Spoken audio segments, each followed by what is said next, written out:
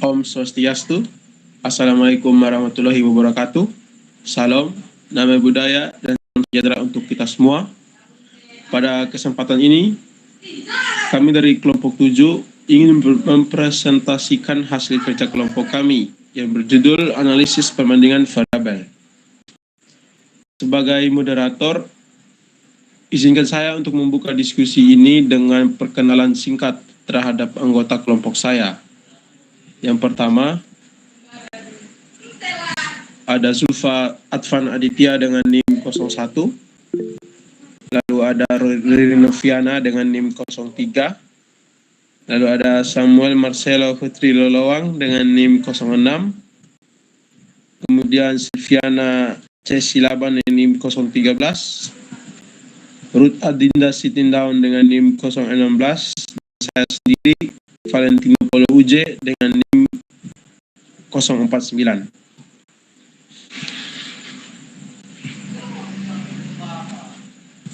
Untuk presentasi yang pertama akan dibacakan oleh Riri Noviana. Waktu dan tempat dipersilakan.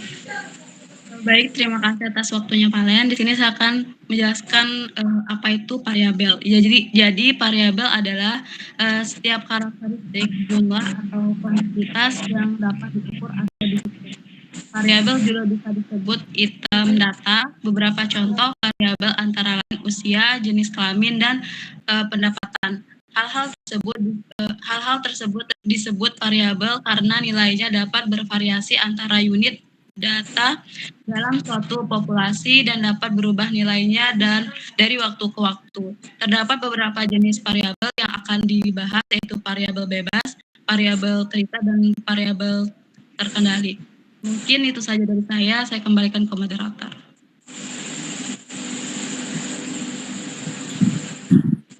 Baik, di sini saya akan menjelaskan tentang apa itu variabel bebas.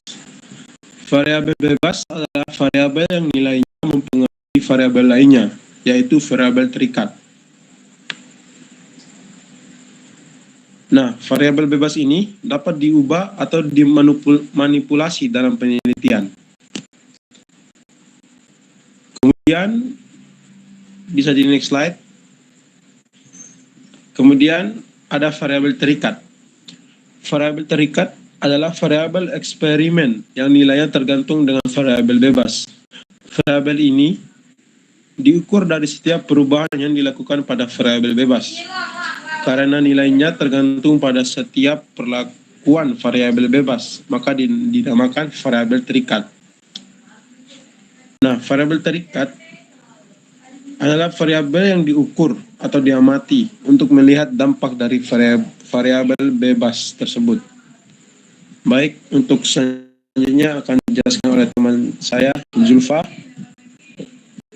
Dipersilakan. Baik, terima kasih atas waktunya Valentino Paulo Uje sebagai moderator kita. Boleh di next slide.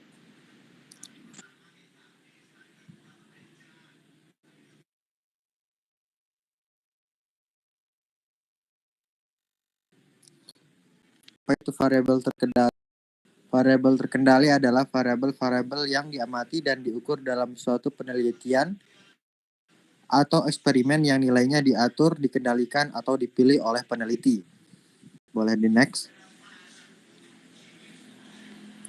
Unit percobaan merupakan unit terkecil dalam suatu percobaan yang diberi suatu perlakuan. Unit percobaan dimaksudkan agar setiap memiliki peluang yang sama untuk diberi suatu perlakuan dan validitas statistik dalam menarik kesimpulan yang objektif. Baik, itu saja dari saya. Saya lanjutkan kepada moderator. Baik, terima kasih Zulfa Advan Aditya. Untuk slide selanjutnya akan dijelaskan oleh Silviana. Kepada Silviana dipersilakan.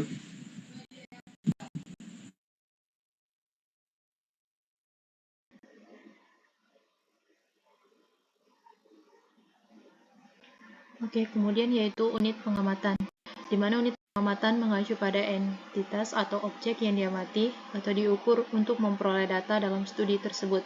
Unit pengamatan bisa berupa individu, kelompok, lokasi geografis, atau objek lain yang menjadi fokus penelitian. Unit pengamatan merujuk pada entitas atau objek yang menjadi fokus, yang dimana dalam subjek penelitiannya yaitu tempat atau kelompok di mana data akan diperoleh. Next slide.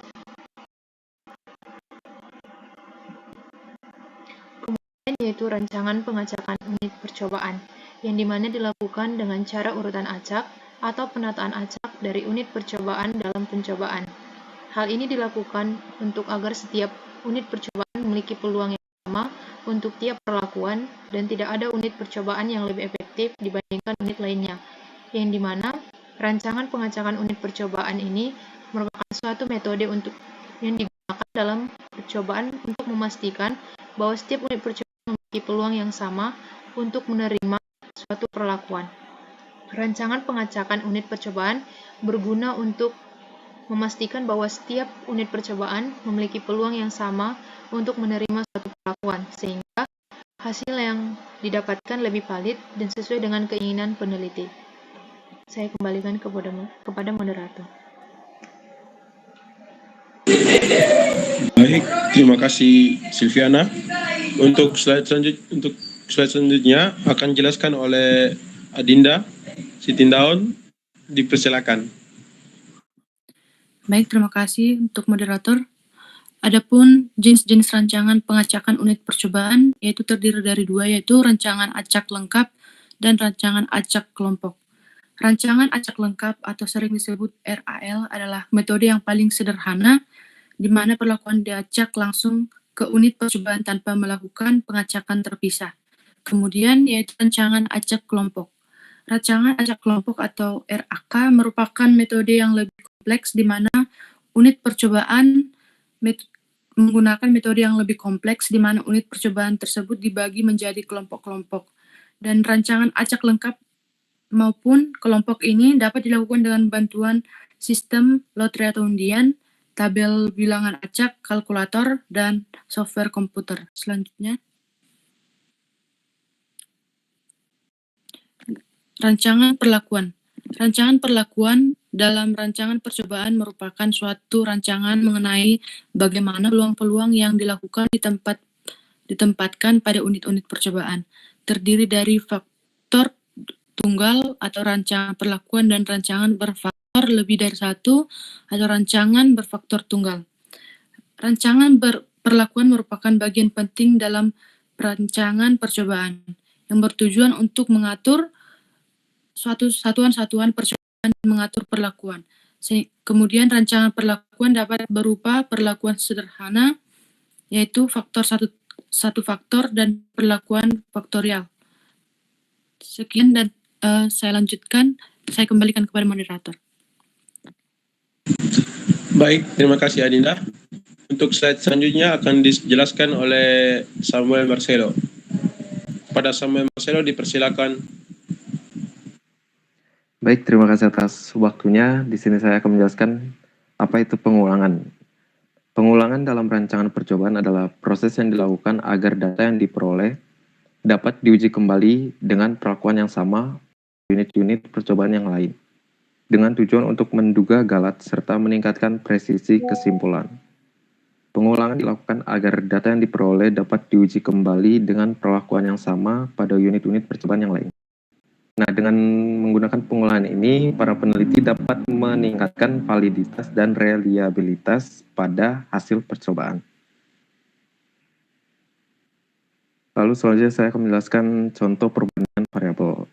Nah, judul yang kita pakai yaitu adalah rata kadar air buah tomat pada perlakuan jenis, bahan pengemas, suhu, dan lama penyimpanan. Pada PowerPoint juga tertera tabel data dan hasil penelitian.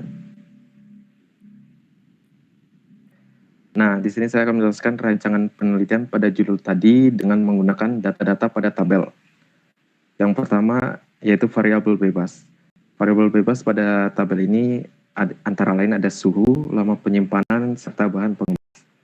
Yang kedua variabel terikat, yaitu ada suhu ruang dan suhu refrigerator.